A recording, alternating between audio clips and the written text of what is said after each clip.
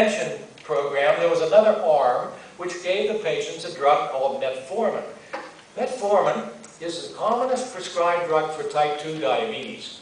31% of the people who were just given metformin also did not progress to type 2 diabetes over 3 years. Not as good as lifestyle changes alone, but if they had been given another arm with metformin plus lifestyle changes, they may have approached 100% of prevention. All of the drugs listed in that page are drugs that have been shown in studies to be effective while they're being taken to prevent diabetes. One of the drugs, not one that is currently likely to be approved, is a drug used for rheumatoid arthritis. It's a little more potent, has more side effects, but this drug also has what I call the legacy effect. Given for 52 weeks in a long-term study, stopped a year later, the patient still had not progressed to type 2 diabetes. So we're looking for drugs like that, and we're going to get those drugs. In conclusion, currently, as we advance into the 21st century, we're faced with a new challenge of diabetes, the epidemic of mammoth proportions. Results of numerous studies document that beta cell dysfunction and eventual failure is the key development in the progression of type 2 diabetes.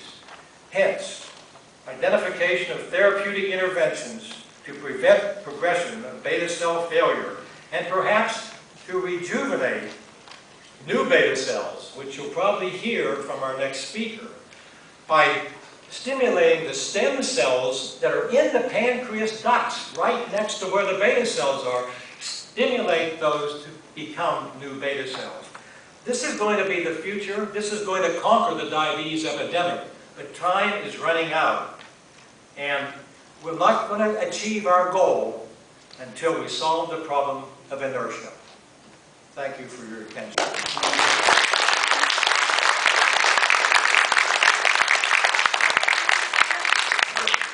Any questions for Dr. Diller?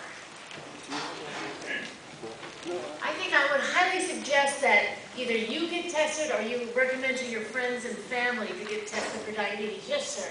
Why is it that you said in the 60s it wasn't very much diabetes, but now it's just shooting right up? Why is that? Why is the increase of diabetes going up in our country? Well, that's probably another single word, and that's obesity. If you look back at people in their 60s, especially younger people, we didn't have the epidemic of obesity that we have today. And here's how this works. If you have the gene for type 2 diabetes, it will remain dormant, perhaps all of your life, and you'll never get diabetes, unless there's some added stress. That added stress in about 80% of people is weight gain, because fat cells is actually an endocrine gland. Fat cells don't just store fat. Fat cells make bad hormones and other substances which block the effect of insulin. And the gene for type 2 diabetes limits the amount of insulin that you can make. And until you get fat, or until you take steroids, or until you get pregnant, or something that threatens that limitation, you will get diabetes. So I think it's the epidemic of diabesity that has caused this rise, this epidemic that we're seeing today. That's the primary mechanism. Does anybody else have any questions? Oh, yes, ma'am. I just want to ask you, many times in cities, I come from the East, and the mayor says, well, let's take soda, sugar soda out of the schools.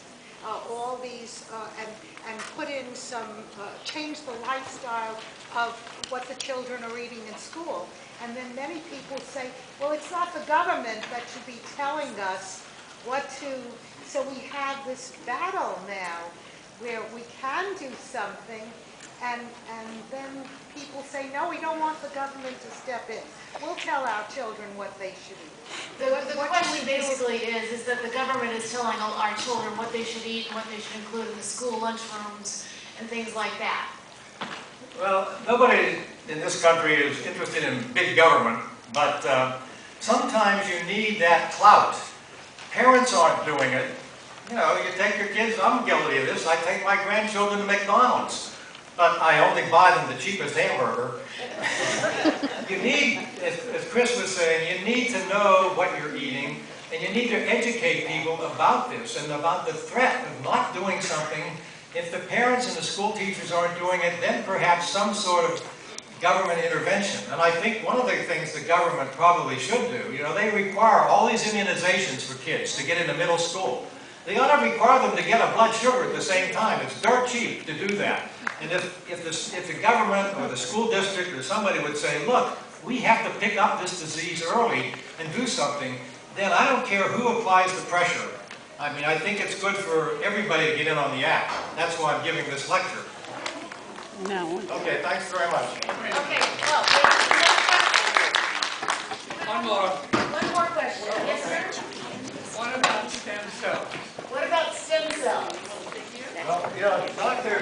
Fassman is going to be talking next, is the stem cell expert.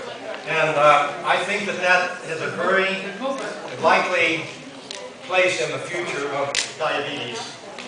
Prevention especially, because we know they're there, we know how to stimulate them, and I think that that's going to be an ultimate answer to the situation. Thank you, Dr. Daly, for your time this morning and for the information. I just remind everybody there are free screenings in the rotunda and in the product fair. We have lunch tickets available for $5. They're provided